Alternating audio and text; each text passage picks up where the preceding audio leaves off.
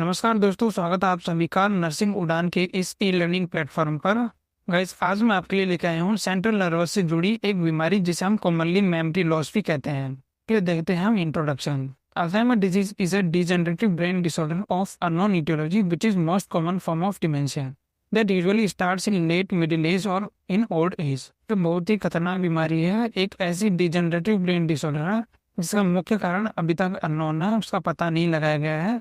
बाकी यह एक मोस्ट कॉमन फॉर्म है डिमेंशिया की, जो कि यूजुअली स्टार्ट होती है या तो लेट मिडिल एज में या फिर ओल्ड एज वाले पर्सन्स के अंदर। That results in progressive memory loss, impaired thinking, disorientation and changes in personality and mood. There is a degeneration of brain neurons specially in cerebral cortex due to presence of neurofibrillary tangles and plaques containing beta amyloid cells। तो एक बहुत ही खतरनाक बीमारी है जो हमारे brain के cerebral cortex को अफेक्ट करती है और सेल्स डैमेज करके ब्रेन की कॉग्निशन पावर को रिड्यूस कर देती है, जैसे thinking, learning, imaging, remembering power.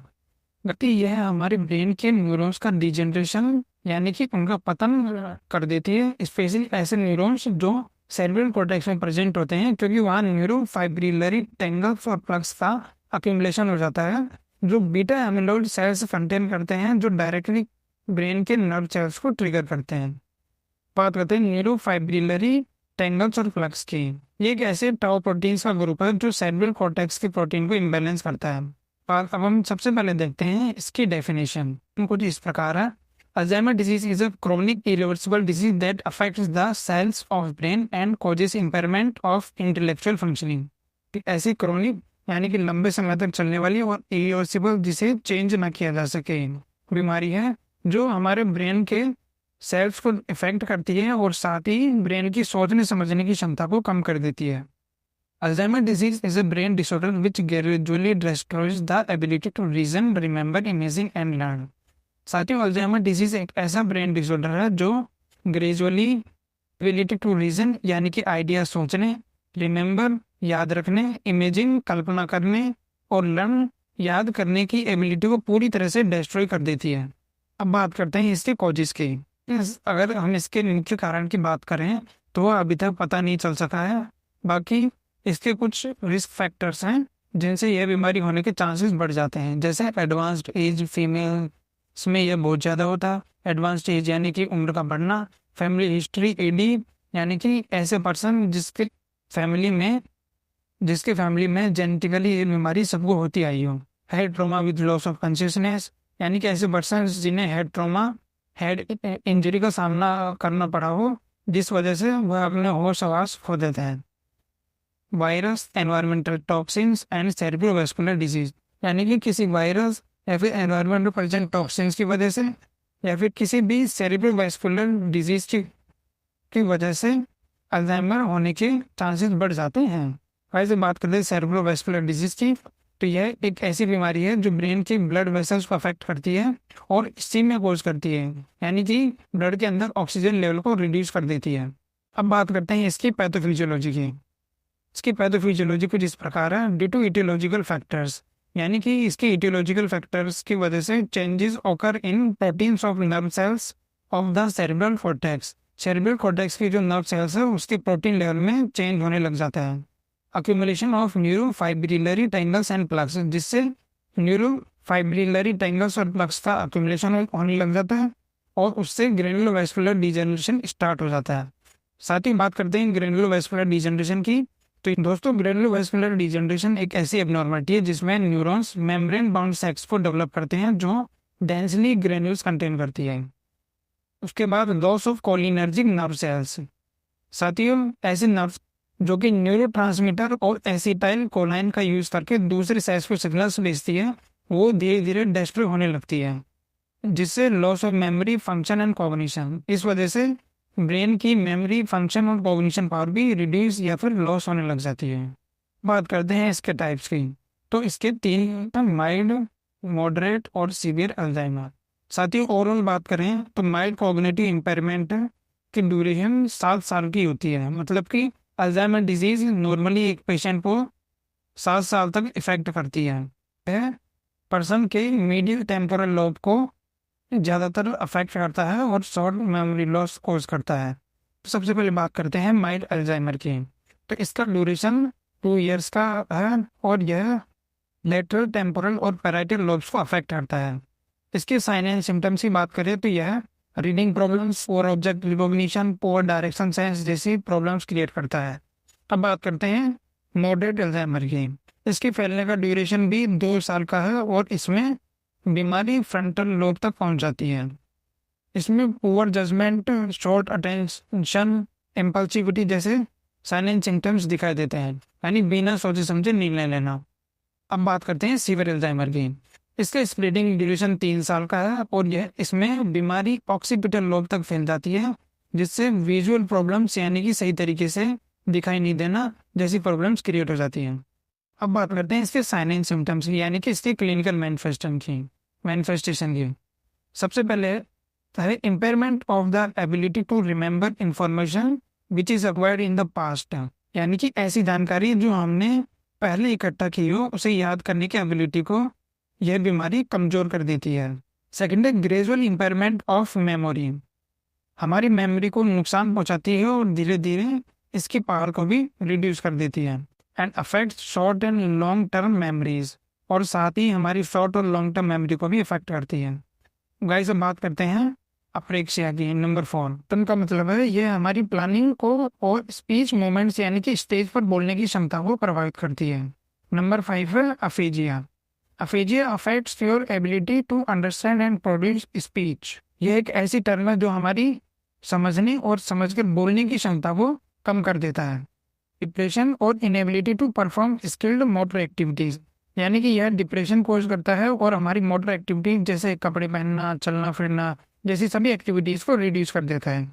साथ ही अब बात करते हैं इसके डायग्नोस्टिक इवैल्यूएशन की। तो उनसे ऐसे टेस्ट हैं जो हमें अल्जाइमर डिजीज में करवाने चाहिए। सबसे पहले है साइकेट्रिक असेसमेंट्स। इसके अंदर कोई भी मनोरोग चिकित्सक अलग अलग प्रकार से अल्जाइमर के पेशेंट को असेस करता है, जैसे कि उसका मेंटल एग्जामिनेशन और न्यूरोसाइकोलॉजिकल असेसमेंट। कुछ लेबोरेटरी टेस्ट परफॉर्म करवा सकते हैं, जैसे ब्रेन इमेजिंग टेस्ट। ऐसे टेस्ट जिससे हम ब्रेन की डिटेल्ड पिक्चर उसके स्ट्रक्चर और फंक्शंस के साथ देख सकते हैं, जिसमें सबसे पहले है सीटी स्कैन यानी कि कंप्यूटराइज्ड टोमोग्राफी की रिपोर्ट कुछ इस प्रकार दिखाई देती है। It uses X-rays and computer to create detailed cross-sectional image of the brain, skull and surrounding structures. It used to diagnose conditions like brain tumors, bleeding, hemorrhage, fracture, swelling and stroke, often in emergency situation due to its speed. साथ ही इसमें हम x ray और computer की मदद से brain और skull का detail cross sectional image को क्रिएट करते हैं और यह brain tumour, haemorrhage, fracture, swelling, stroke और अदर इमरजेंसी कंडीशंस को डायग्नोस करने के लिए उपयोग में आता है। Number 2 MRI. साथ ही एमआरआई की फुल फॉर्म है magnetic resonance imaging. Strong magnets, radio waves and a computer created detailed picture of the brain and surrounding structures, helping to diagnose conditions like brain tumors, strokes, infections and developmental problems. इसमें हम strong magnets, radio waves और computer की मदद से brain की एक detail picture तैयार करते हैं और ब्रेन इन्फेक्शन, डेवलपमेंटल प्रॉब्लम्स को डायग्नोस करते हैं। नंबर 3 है पीईटी टेस्ट, यानी कि पॉजिट्रॉन इमेजिंग टोमोग्राफी। इसमें ब्रेन की 3D इमेज क्रिएट की जाती है जो ब्रेन की फंक्शनिंग के साथ ब्रेन कैसे वर्क कर रहा है उसे दर्शाता है। जैसे कि आप इस इमेज में देख सकते हैं कि ब्रेन की एक्टिविटी साइंस को कलर से दिखाया गया है। ब्रेन बहुत ज्यादा वर्क कर रहा है तो उसे रेड कलर से शो किया गया है। ब्रेन बिल्कुल वर्क नहीं कर रहा है तो उसे पर्पल कलर से शो किया गया है। तो है नंबर 4 SPECT, यानी कि single photon emission computed tomography. It's a nuclear medicine imaging technique that uses a radioactive tracer and specialised camera to create 3D image showing blood flow and activity in the brain. एक nuclear medicine technique है जो एक radioactive tracer, एक specialised camera की मदद से brain के blood flow और उसमें हो रही अलग अलग गतिविधियों को 3D इमेज के माध्यम से दर्शाता है। अब बात करते हैं सेल्फ एग्जामिनेशन, यानी कि spinal fluid examination. Analyses fluid surrounding the brain and spinal cord to diagnose neurological conditions, infections like meningitis for bleeding. Brain और स्पाइनल कॉर्ड के चारों ओर जो फ्लूइड प्रेजेंट है उसे एनालाइज किया जाता है और यह न्यूरोलॉजिकल कंडीशन जैसे मेनिंजाइटिस, ब्लीडिंग को डायग्नोज करने में मदद करता है।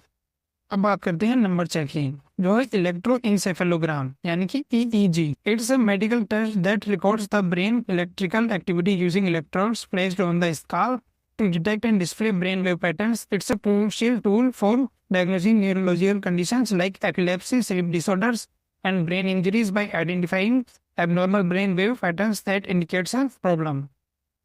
यह टेस्ट ब्रेन की इलेक्ट्रिकल एक्टिविटी को रिकॉर्ड करता है और यह न्यूरोलॉजिकल कंडीशंस जैसे epilepsy, sleep disorders, brain injury को डायग्नोज में मदद करता है। अब बात करते हैं फाइनल टेस्ट की, जो है electromyogram. It's a diagnostic test that records the electrical activity of muscles and nerves to evaluate their functions and identifying potential disorders. ये एक ऐसा टेस्ट है जो नर्व और मसल्स की इलेक्ट्रिकल एक्टिविटीज को रिकॉर्ड करता है, ब्रेन की पोटेंशियल डिसऑर्डर्स और फंक्शंस को इवैल्यूएट करता है। करते हैं इसके मैनेजमेंट की। सबसे पहले बात करते हैं फार्माकोलॉजिकल इंटरवेंशन। इसमें हम पेशेंट को एसिटाइल कोलाइन स्टेरेज इनहिबिटर्स देते हैं, जो कि एसिटाइल कोलाइन के ब्रेकडाउन को प्रिवेंट करता है और एक ऐसा केमिकल मैसेंजर है जो कि हमारी लर्निंग और मेमोरी के लिए काफ़ी इंपॉर्टेंट होता है। इसके एग्जाम्पल कुछ इस प्रकार हैं, जैसे डोनिपाजिल, रिवास्टिजिमाइन, गैलेंटामाइन, जिसे हम एरिकेप्ट, एक्सेलॉन, रेजाडाइन भी कहते हैं।